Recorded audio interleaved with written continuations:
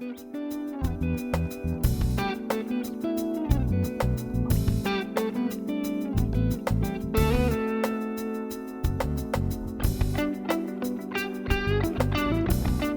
everybody, to the Happy Cynics.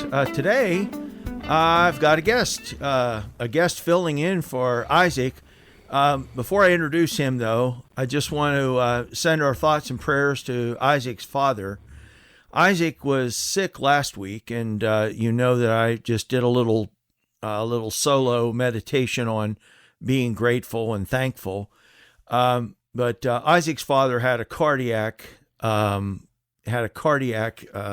event last week after Thanksgiving. And long story short, he's doing well, but they're going to be putting in a pacemaker. The event was caused by some kind of arrhythmia. Isaac and his wife were in town because it was over the holiday weekend. So he's still up there with his father and mother. His mother was recovering from spinal surgery, so she wasn't really in a position to look after her husband anyway. So I'm not sure how long Isaac will be out, but he's out for a short term anyway. And so I am very honored to introduce and have sitting in for Isaac today my son, Seth Kevin Lowery. And Seth, why don't you just say a little bit about yourself, your background, and you can plug your own podcast more than once if you want, up sure. At the beginning and at the ending. Remind at the end too. So go ahead, Seth. Yeah. So I am by trade a musician. My background is in voice pedagogy, so teaching singing. I also do some writing, and I perform as often as I'm able.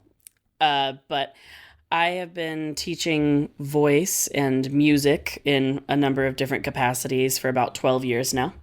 Mm-hmm. I am really happy about some of the personal things the personal projects that have been working out for me recently. I just started with my grad school bestie, this podcast called La Di Da, LAHDEEDAH. And that is through this umbrella, this umbrella that I'm putting all my music stuff under, called Vocalise Community, VOCALISE. You can find us on TikTok and Instagram and Facebook, although probably mostly on Instagram, to be honest. But the podcast is basically about things related to the music world, but not so much like, here's how your voice works. Here's stuff about stuff that's really pedantic. And I mean, we're both voice teachers, so it does, it just comes out of us sometimes. But the goal is to appeal more broadly to musicians in general, and to talk about sometimes some of the social issues regarding music and vocal music. Some of the ethical issues sometimes, or, we had one episode that we recorded that was me guessing the astrological signs of different composers and musicians. So we just, as we say, keep things very la-di-da on the La-di-da podcast. So yeah. Thank you for having me on here. I'm excited. Oh, good. And Seth and I have regular conversations about current topics and things that are going on. And I just read an article, I can't remember if it was this morning or yesterday, and just in the past couple of days, I've seen several articles where they're talking about the younger people, so the millennials and let's see, what would it be? Not Generation Z. Is Generation Z? I'm trying to remember. So after millennials. Yes. Gen Z. Gen Z. Okay, right. So millennials and Gen Z um, are, they're unhappy. I don't know, what all to make of this. I don't really want to talk specific. I don't want to talk about specific candidates and all of that, although that probably will enter the discussion. Just got to thinking. So, young people, when we're younger, we tend to be more idealistic. And as we get older, maybe we give up on our ideals. I don't know. And we start to think more pragmatically. And so there's some of that again going on. And I know you and I have had discussions about this in the past. And so I thought this might be a topic of interest for my audience because especially with this presidential election coming up next year, we're back to the same thing about, you hear all these people saying, well, this isn't my first choice. This isn't my first choice for candidates, but got to vote pragmatically. So I'll just open to you first, Seth. And let me ask you this. How much do you encounter this with, say, people of your age group, or even and is there a difference, do you think, between millennials and Gen Z in terms of, say, I know you were a pretty strong Bernie Sanders supporter. Okay. And I like Bernie too, Hillary Clinton wasn't my first pick.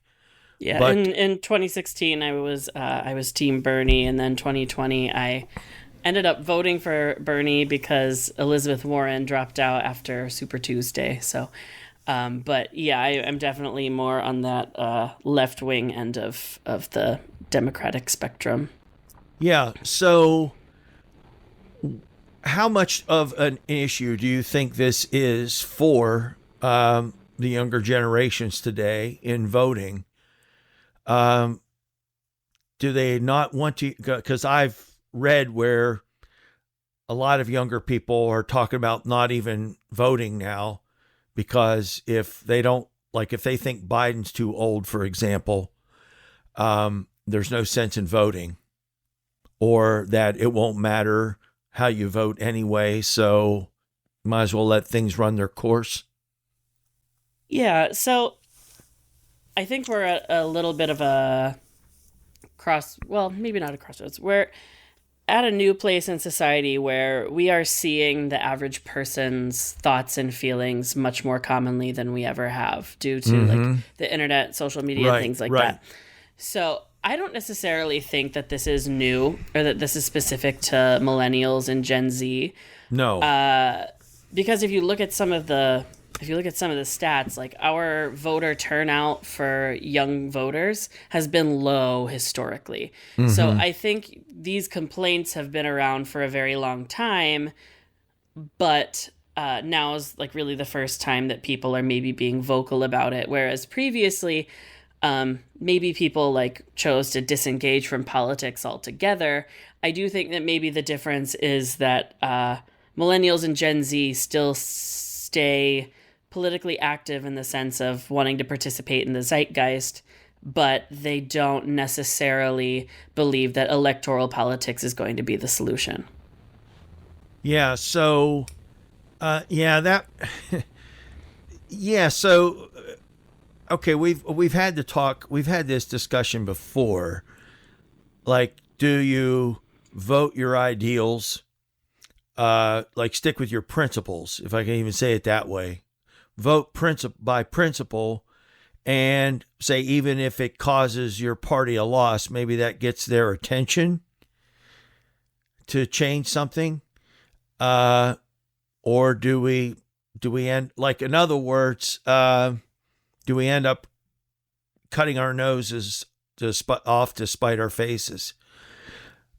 In other words, if we say, you know what, DNC, we're tired of you controlling who the candidates are going to be, so we're going to vote, say somebody says, okay, I'm going to vote for Cornel West. I don't know what Cornel West expects to accomplish other than maybe attract a following, and then, in other words, to try to bargain for his endorsement at some point along the way. I don't know. I mean, like, you have these third party, fourth party candidates, and we talk about how it'd be nice to break up the two party system, but I don't know how you ever get. I don't know how you get there. I really don't. So I think it's. I do think that there are like kind of these two somewhat opposed ideas of like ideals versus pragmatism, at least in the voting arena here. Right. But I do think that either approach has some element of both. So I think people who are maybe more on the quote unquote idealistic side do have that pragmatic end in mind that you've said. A lot of young people will talk about the Overton window. For those explain that. I'm not even sure exactly what that is myself. I've forgotten. The Overton window has to do with, I guess, society's perception of political ideologies. So when people say that the Overton window has shifted in America, you can point at somebody like Bernie Sanders and see how he is branded, like, people will say he's a communist or like socialist. Things like that. Yeah, right. Despite the fact that like the majority of stances he takes are almost identical to like the platform of Lyndon B. Johnson. So right. I think this goes into how people engage with these things too. You've had people on the left make compromises to the center, and you've had people in the center make compromises to the right for a very long time. So the policies that we see as like viable or what we see as extreme, that those definitions have all changed. I think on the right, you do have more people voting their conscience and voting their ideals, and how that plays out. Because we have this limiting two-party system, that always has to do with what kind of a coalition is being built during the primary. Go ahead. I don't want to interrupt your train of thought. If you're on a roll with something, but you have sparked my thinking here about something. Go ahead. Sure. So I guess what I'm saying is, I think it has worked for the Republican Party, and we see with like the advent of like Trumpism that these people coming in and voting their ideals, whether you agree with the ideals or not, it has in a lot of ways panned out for them. They have the people who are on the more extremist end of the Republican Party have started to dominate the conversation in the party. Right. So I think people in the left are realizing that like it's not serving us really to pander to the people in the middle. And the Democratic Party for a very long time has really tried to play the middle and tried to get people to vote across party lines and things like that. But that strategy has, I think, worked against us in terms of trying to implement policies that are in line with our ideals. Yeah, so, all right. So we talk about the compromises, and I hadn't thought about that. Do you think that most of the compromises are being made toward the right? I would say if we look at the past several decades, in general, yes. And then the closer we get to the present, even more so. Yeah, I think so. I wonder, okay, like you're talking about people voting their conscience.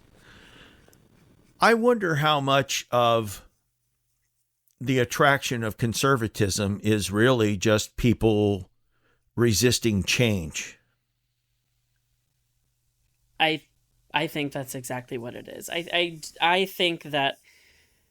And, I'm acknowledging my own bias here as somebody. Now, I did when I was younger, have, I I leaned much more conservative when I was younger. But Yeah, I remember you bought an Ann Coulter book at one point. oh my God, yeah. In a former life. And Bill O'Reilly. So that one, I can't stand Bill O'Reilly, obviously, but that one actually had some.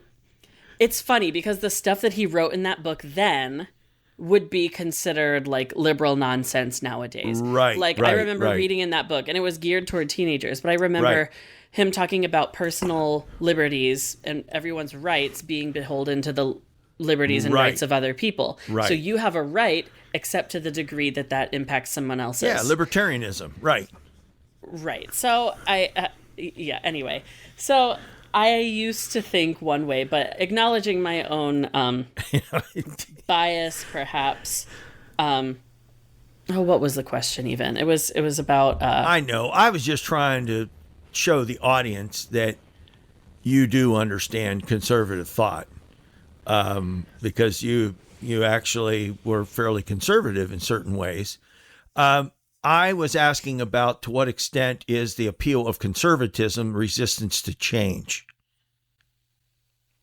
I mean, I think that's entirely what it is. I think a lot of it is. I think a lot of it has to do with people's personal, emotional journey with change and their relationship to it. Which is funny because I feel like a lot of the people on the right are the ones who say that like people like that Democrats are just all feelings and no logic, blah blah blah.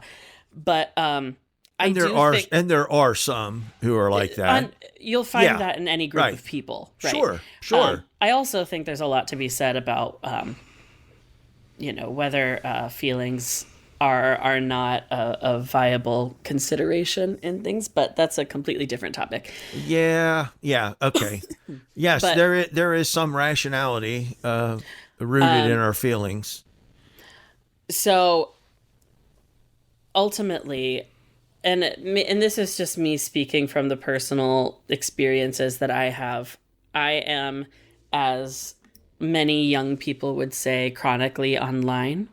Meaning I'm like, I don't know, maybe I'm not in some ways, but basically someone who's chronically online is like spending way too much time on the internet, kind of in somewhat of an echo chamber. I don't think I'm necessarily in an echo chamber, especially because I do engage with posts and people from across the political spectrum. But what I see from a lot of conservative folks, and I'm not necessarily talking about the loudest voices who are just kind of like, generally heinous and trying to get a reaction out of people, but I guess the people from my own life who are more conservative, the things that I see from them tend to be it's like people are hurt or offended by the idea that some things that they hadn't considered might be a problem. So it's kind of this idea of, like talking about racial issues, for example. A lot of white folks get very defensive talking about racial issues because this isn't something that they have really dedicated thought to. So from their perspective, because it's not a problem they encounter regularly or have to deal with regularly, they have this idea of, why are people making such a big deal out of these things that aren't really that big of a deal? So I think there's this emotional journey of people being hurt or offended by other people being offended by something. So they, I think that causes people to dig in their heels, because I also see somewhat of a disparity. Like if you just look at the things people will share on Facebook, they will share things that are like, the non-political things are all about like compassion and giving to people and things like that. But then the political things they'll share will be just this absolute vitriol that does not align with the ideals that they're portraying and the other things they're posting.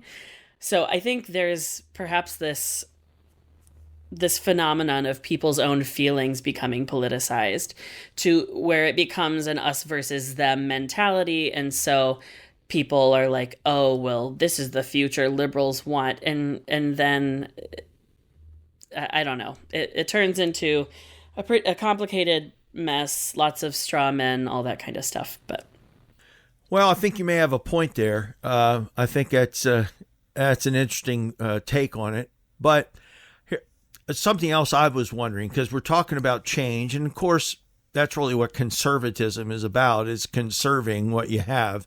So it's like a resistance to change. Well, change has historically been slow. But with the explosion of media now and mass communication, I think that, and maybe this is a part of it, because maybe, Lyndon Johnson using the same kind of rhetoric Bernie Sanders using the same kind of rhetoric as Lyndon Johnson. When Lyndon Johnson said it, I think most people weren't really that afraid of any of this really getting implemented too quickly, too soon.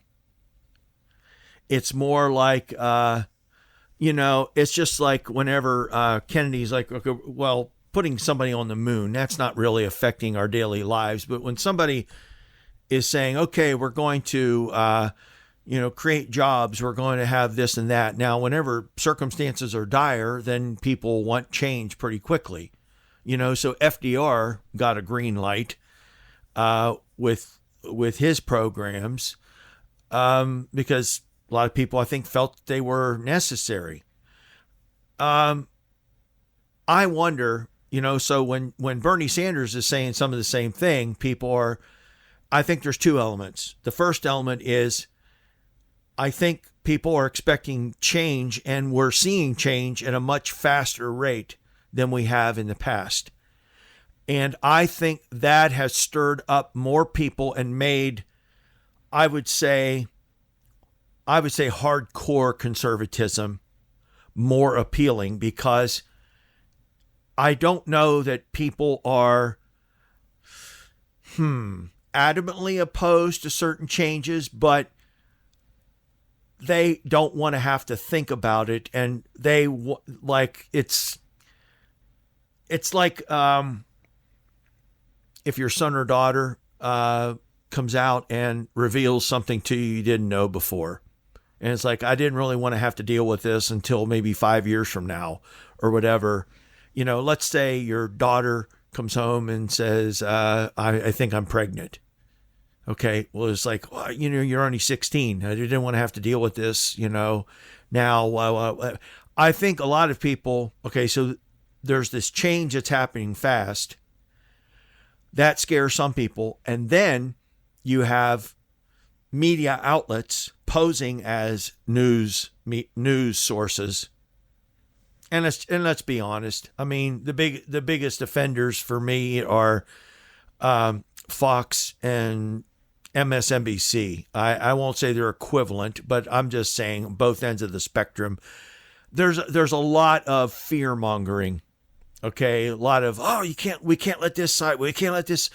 I mean, I don't think people would be in like a state of panic, whether LBJ or let's say Nixon or Hubert Humphrey won the 1968 election. Whenever LBJ said he wasn't going to run again, I think it was Nixon against Hubert Humphrey. I think it was McGovern in 1972 with the Watergate thing, if I'm not mistaken. I was just a little kid then. But I don't think people were like all really that worried if the other party won. I mean, and I never have been either that worried, but I don't, let's put it this way. I wasn't even really worried about Trump becoming president until the January 6th thing. Like, if the January 6th thing had never taken place and Trump had done all of that, I really wouldn't even be that worried if he got reelected. I wasn't that worried up until that point when he refused to concede defeat. or admit defeat. And he couldn't accept that, even when, all the election officials were even Republicans saying, oh, no, there wasn't any fraud. I mean, there's no evidence of this. And yet you have people going into the Capitol building armed and, ransacking one of our biggest government buildings. And I don't know. I don't understand why people aren't afraid of giving that power back to somebody who, like, if he didn't give it up the first time, what do you think's going to happen if Trump gets a second term? I mean, is he really just going to step down after 4 years? He's going to do everything he can to hold on to the power. I mean, if that January 6th thing hadn't happened, then I would say I would be just a crazy conspiracy person. But I mean, we saw this happen, and that's what I don't get. And so, yeah, I mean, Biden is old. So this brings me back to, and I know you want to react here, and I know Biden is old and such. I don't see where Biden has done a bad job, actually, considering the circumstances and all the things that have gone on and the situation that the way things were when he entered office. I really don't.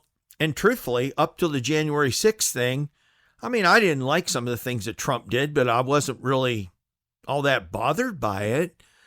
And again, it's the January 6th thing that really has me worried about the Trump supporters.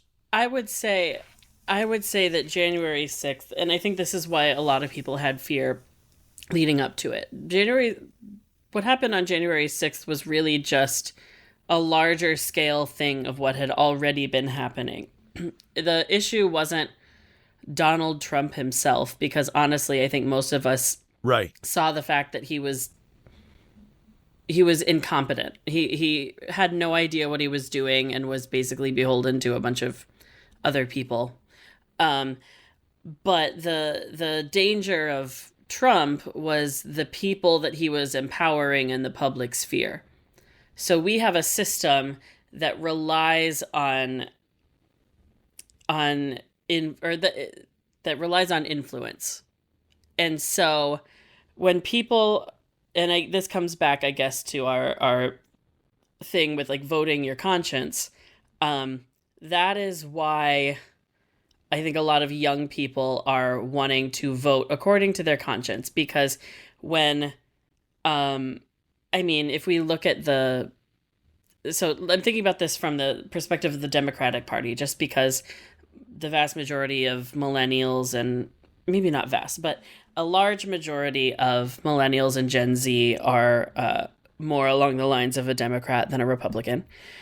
And when we look at the commentary that's come from the Democratic Party involving people on the left, it is always like, oh, well, they don't vote for Democrats, so we're not gonna pander to them. But then they'll also say, like, young people don't vote.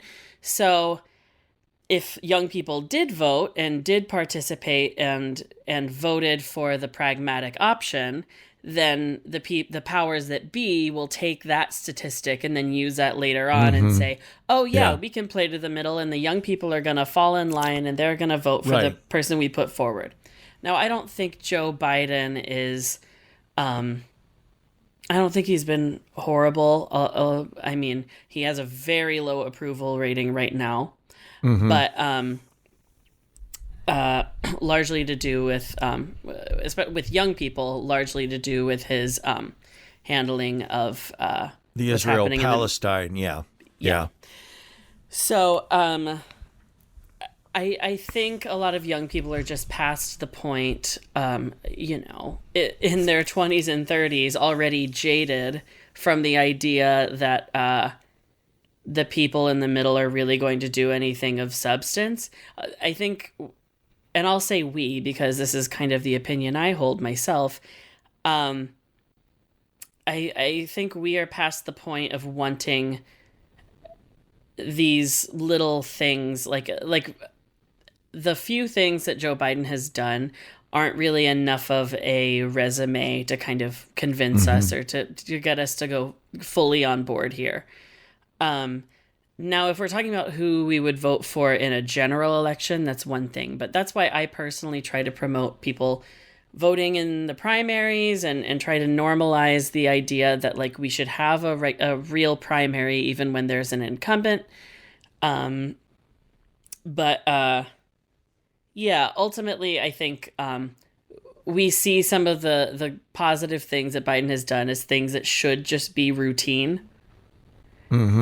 Like him realizing, oh, there have been some administrative oversight issues with regards to loan forgiveness programs. He didn't create any. He didn't really create new income. Well, he did create a new repayment plan, Right. but he didn't just like make people's loans disappear.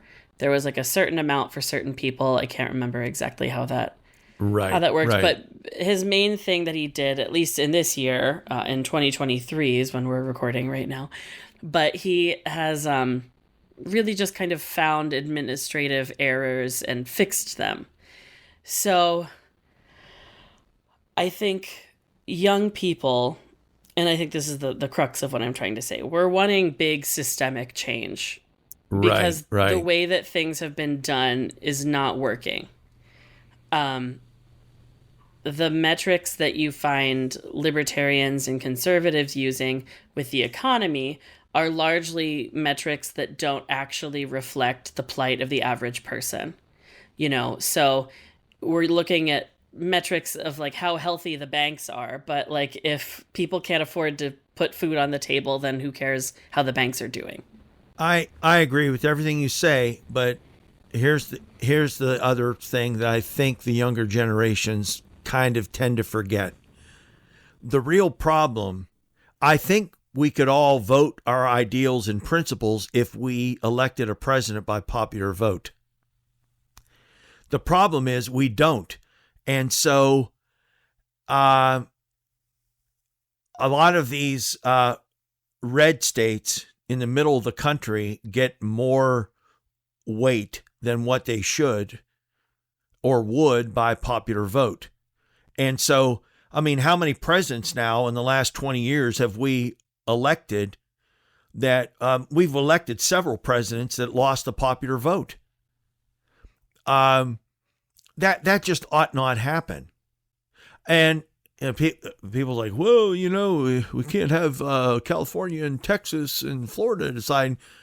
Well, what do you do if that's where most of the people live? I mean, right. The more lives that are impacted well, by sure. the outcome. I mean, just because people live in California doesn't make their lives less important than somebody else's, and vice versa.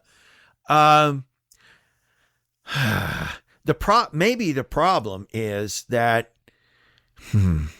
I don't know. The problem, we have to come back to the issue of state rights, because I think the only way that we're going to break this stranglehold of the Electoral College is to basically give some of these red states a little more freedom to do their own thing. I mean, I'm sorry. I mean, we're not going to be able to force, hard right states into, having to offer abortions if they don't want to. I mean, it may be where people are going to have to live in states where you can get an abortion. I don't know how I feel about this. I mean, there's certain things that are just okay. So for me, like LGBTQ issues that's more inherent. That's more just, it's not just, okay, like people want to try to argue, oh, well, that's a choice. Well, no, it's not a choice. We make choices, but we all have certain inclinations and proclivities, and we're shaped in different ways. Now, yes, you can't help what happens to you. Like if you get raped, I mean, see, this is the thing. That would be maybe the compromise. where if there is a rape or incest, that you can't deny the young woman the opportunity to end that pregnancy, regardless of where you live.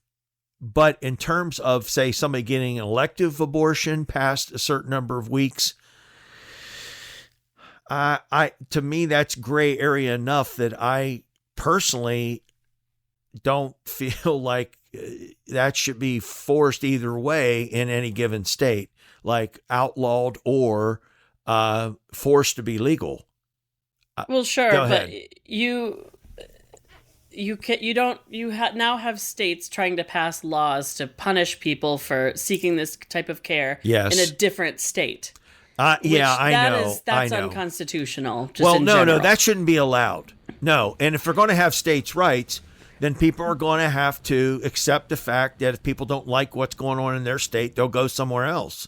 Well, but that's not reasonable for most people. Like, but I mean, the vast majority of working class people out there don't have the economic mobility to just be able to move somewhere that's more preferable. I have been I've been very fortunate the past couple of years getting to, relocate to a state that's more aligned with my specific political views. Right. But, not everyone has that privilege. I have friends who are stuck in states where there's legislation happening that affects their life and their health. Trans friends who are facing potential,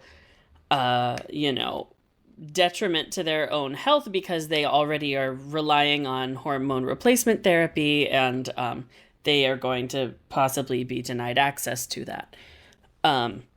So it's I do think there are some issues that need to be enforced at a federal level. Now, some of my more extreme opinions, which I don't always advocate for, but I like to play pretend. Some of my more extreme positions might involve, just considering is the U.S.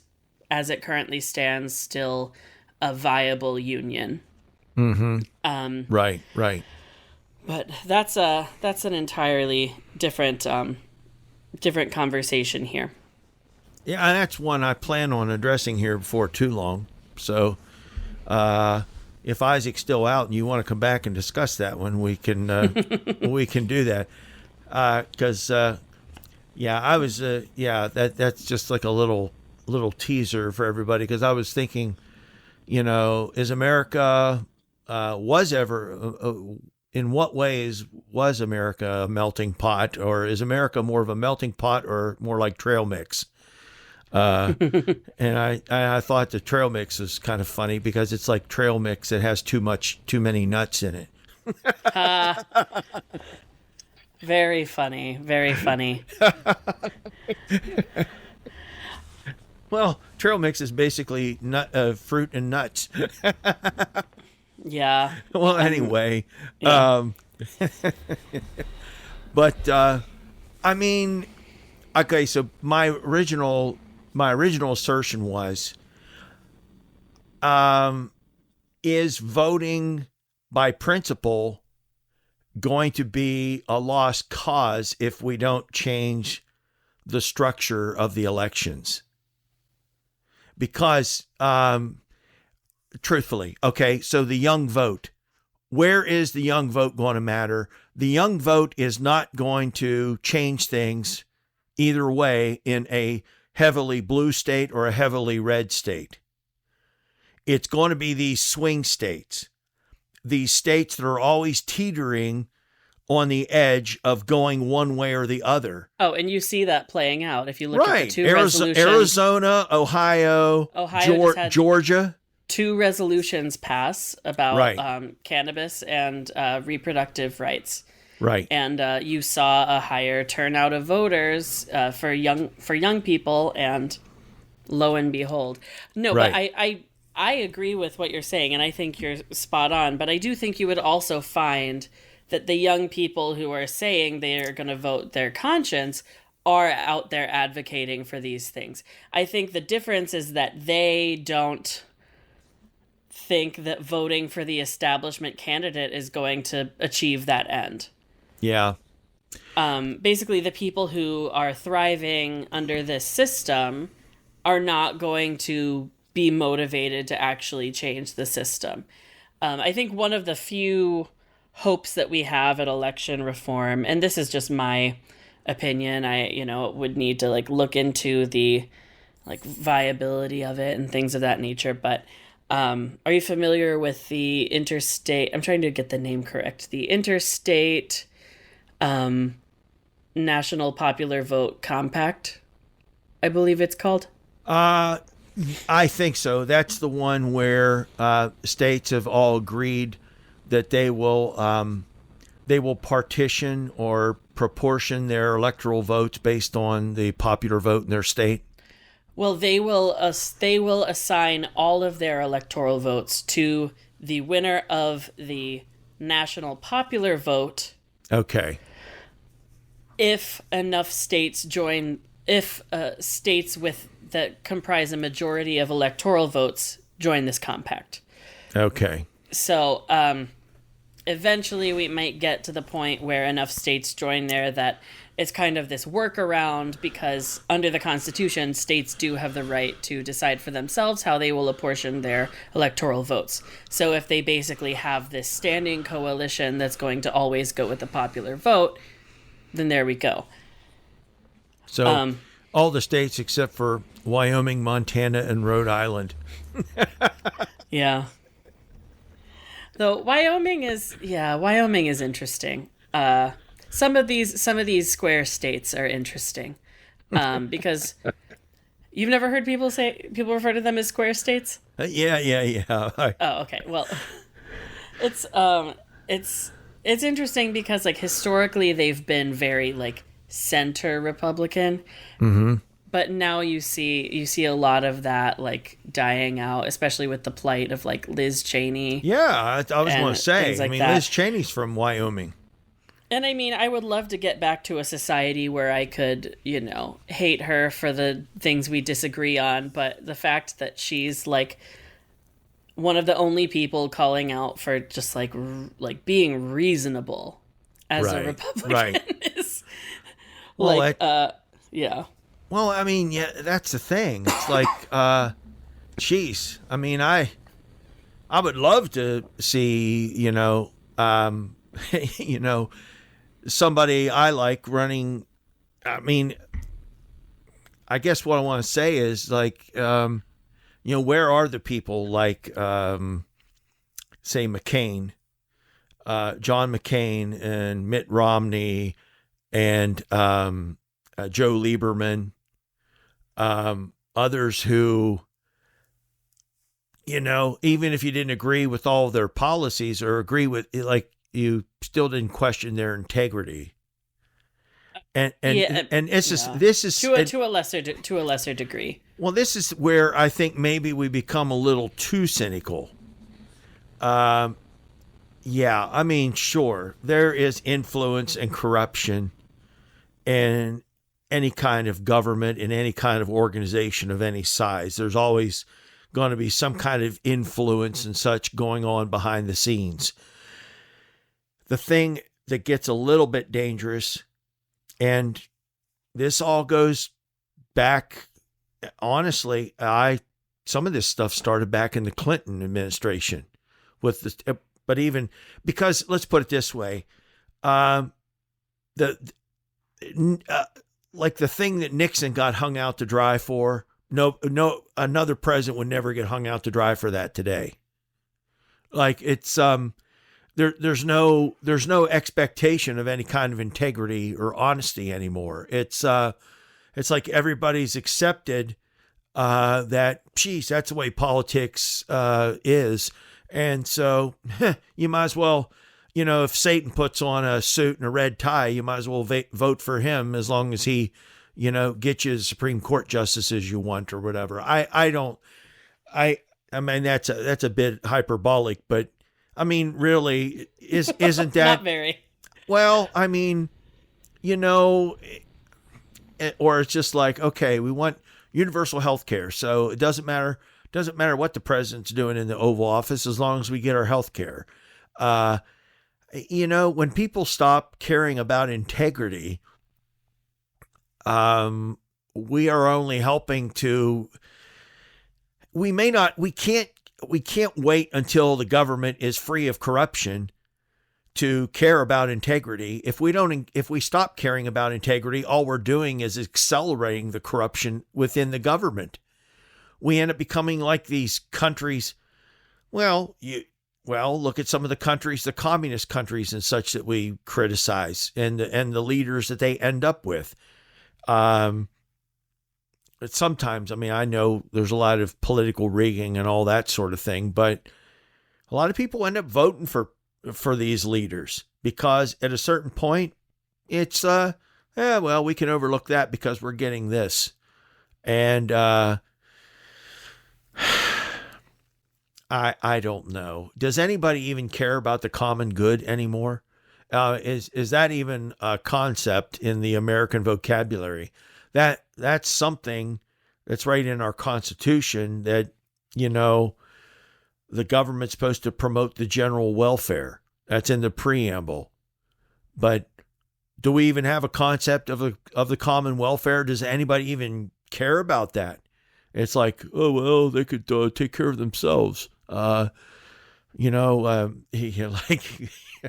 what was that meme you had? Jesus didn't want to feed the 5,000 because he might undermine their incentive to be responsible or something like that. I can't remember.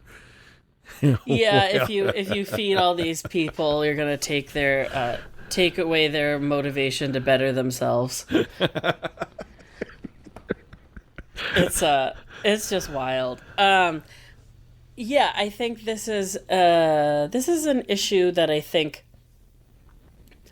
conservatives kind of got ahead on this issue by, like, during the Red Scare, kind of making changes to what kinds of things were perpetrated in American schools. Now, I don't think I really liked my public school education. I thought that I was exposed to because I had really good teachers who exposed us to like a lot of like broad viewpoints. Right. I recognize that the stuff we were required to read just by nature of the curriculum was skewed a little bit right. Mm-hmm. I mean, toward the beginning of high school, and then when we got older, we could handle the more controversial ideas that skewed a bit more left. But generally, American school children are taught these ideas of like personal freedom and like being responsible for yourself. And we all had to read Ayn Rand books and all of these things, which, you know, obviously her books were a reaction against like Leninism. So, totalitarianism. Right. So people will kind of take that and run with it. But then what we end up having is a society that has by and large abandoned moral collectivism. We no longer believe that we are responsible for or to anyone else. Right. Now, and people are embracing, their trade-off is I can embrace anarchy as long as I can arm myself to the teeth. Right. I mean, I hate to say that, but that's the way it feels sometimes. I mean, when you see people walking down the streets with assault weapons in Arizona, at election time. I mean, my goodness, what is this? Like, a third world country? I mean, we don't really use that term anymore, but I'm using it intentionally here. I mean, is that what we're going to devolve our society into? Like, give up all civility? It's just like we might as well bring back the Old West and Wyatt Earp and the gunfight at the OK Corral or whatever, and we'll just all wear a holster with a gun and we'll just shoot it out in the streets, and do like they used to do. Yeah, I mean, having fair elections has been the cornerstone of. Right. Now, I don't think our system was set up in a fair way with regards to the Electoral College, but having an election that's run by the letter has been the cornerstone of our system of government for a very long time. We even managed to have a full presidential election cycle in the middle of a civil war. Yeah. So right, the fact right. that we are having issues with this now is perhaps concerning. Well, it is, because even when their fellow citizens from the same political party tell them, hey, we've counted these votes like 3 times and there's nothing here. I mean, it's all on the square. It's all on the level. When we as a society have become that cynical, when we can't even accept the word of people that we know, because we don't like the result. I mean, we're turning into a whole society of crybabies who are just going to throw a tantrum every time we don't get our way. Which is funny because that's what they'll call their... Right, That's right. what people on the right accuse people, accuse Democrats of all the time. So it's just funny to me. Well, yeah, I mean, there's, yes, yeah. I think ultimately the ideal that kind of guides my thinking in this like moral collectivism type of mindset is the idea that we, like, humankind throughout its development has at no point ever consisted of like solely of individuals. We have all developed as populations. Right. And have existed in collectives as far back as you can go. So the fact that people, I am not trying to say that we shouldn't have personal liberties and things like that, but I do think that we all have an investment in each other. And this is even being pointed out from a policy perspective by, right. This is one of the reasons why I was a big fan of Elizabeth Warren personally. Because she was pointing out the fact that, like, people will talk about who they're not responsible for, but ultimately everyone is benefiting from having roads, from having infrastructure. Right. Everyone is benefiting from a workforce that's been, by and large, educated by public schools. They're benefiting from having a workforce that's healthy. Right. And a society where, women have economic mobility due to being able to have access to family planning. Right. So these things aren't things that just impact the people that, like, not taking care of our poorest people in the U.S. is not just a problem for the poor people. Right. Yeah, I mean, because there's this interconnectedness. And there's another topic that basically a lot of what's going on in politics is a distraction, because I don't want to say the real enemy, but the real problem one of the big problems in this country is the consolidation of wealth. Wealth disparity has gotten way, way, way out of hand. I'll admit, okay, for a lot of people, like a lot of my students today, they're like flabbergasted when I tell them that the highest marginal tax rate when Kennedy was elected was over 90%. And during the Reagan administration, it was lowered all the way down to 30%. Now, I'll admit that 90% is too high, but I'll also say that 30 is too low. I mean, there's no reason why that top rate should be anything less than 50%. And I'd personally be a fan of 90, depending on where the bracket is. Yeah, set, but I guess my point is that, okay, so we have this consolidation of power, and that's where it's this money, this concentrated money. So here's the thing, and I'm trying to bring this back kind of full circle to and put a ribbon on it, put a bow on it. Here's what I think. I think that we need to work for our principles, but we have to vote pragmatically. The changes that are needed in this society are not going to come about as a result of elections. We have to even change the nature of the way elections are conducted in this country. And we have to change, and I'm not just talking about popular vote, electoral college, even like the Citizens United and, corporations being persons or whatever, and having all this money taint the political process. That all needs to be gotten out. That we need to get all that money out of politics and basically penalize that, put people in prison for trying to influence elections and politicians. That's the only way we're going to get past this, and then people can start voting their conscience, where we have to at least work towards making changes that give us reason to be more hopeful and less cynical. I think, truthfully, the people, whether they're younger or older, whatever, who are not voting pragmatically,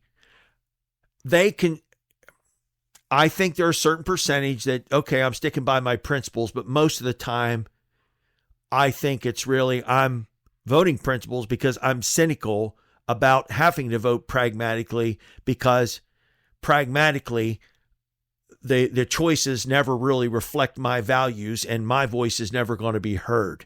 And so I refused to jump on the party, the bandwagon. Yeah. So I feel like the way I would want to nuance this as we're wrapping up is that the idea of what's pragmatic isn't always the idea of what necessarily is always presented as pragmatic. So like if somebody is left wing and they don't agree with Joe Biden on anything, it's not pragmatic for that person to vote for Joe Biden, because that's not going to help. And right. To a certain degree, I mean, with the fact that most things are decided by Congress rather than the president, for some folks, the difference between a center Democrat and a right-wing Republican isn't really a big difference. So it's complicated, but I also will say that I don't think these changes are going to occur top down. I think no, that's they're a not. reasonable thing at all. I think that these things have to start in local communities, people electing third party or independents or things of that nature, and then things will have to work their way up from there. That was part of my point. We have to do more than we not only need to show up and vote, we need to do more than vote. The time has come for citizens to get involved in trying to bring about positive change in the way that politics is done in this country, especially getting all of this money out of there and passing laws. We need to start voting people out of office if they are not going to. Like, how long have people been asking for term limits? But then they keep voting for the same idiots over and over. So we end up having, every Tom, Dick, and Harry who's over 90 years old refuses to retire until they drop dead. And it's from both parties. I mean, my goodness, we can't find younger people. Sure, we could find them. I mean, there's plenty of people out there. Now you got to look. Yeah, exactly. But it's all this too much elite. There's too much elitism, And this money needs to be, we need to pass some reforms. We need to start voting people out of office. But then we also need to start petitions and movements to start bringing about some of these changes that are needed. So anyway, Seth, is there anything you want to say before I wrap it up here? I want you to remind us again about your podcast. Yeah, it's the La Di Da podcast from Vocalese Community. Yes. VOCALISE Community. And spell la-di-da, because I found the wrong la-di-da when I first went looking for you. Oh, yeah. I think there's a DI. a musical artist. Yes. LAHDEEDAH. All right. Is how that's spelled. Yes. You can find us Vocalese Community at gmail.com if you want to reach out that way, or Vocalese Community is our handle on Instagram and TikTok. All right. Little French word there. That's okay. That's all right. I really appreciate you being here, and now we're going to close the program as Seth sings, "Oh, my papa, to me he was so wonderful." We can workshop that idea. We're generating. You know that here. song, right? You know that song. I don't, but no, really? Maybe I'll look it up now. Oh yeah, you have to look it up. I think it has I think it has Yiddish roots. Oh, my papa, to me he was so wonderful. Oh, my papa, to me he was so grand. I think it's grand. But anyway, Seth, I really appreciate you being on here today, and I've had a lot of fun. And me too. Maybe we'll get a chance to have you back again. But hey, folks, I love that. Folks, we've enjoyed spending our time here with you. And again, get involved. Get involved. This is our country. We don't have to wait for somebody else to try to make it great again for us or whatever. It's already great. Let's make it better. We can always make it better. And let's not be so cynical that we turn on our neighbors at the drop of a hat. Let's start working together for common goals that are going to help us all. Anyway, folks, we hope you have a great day.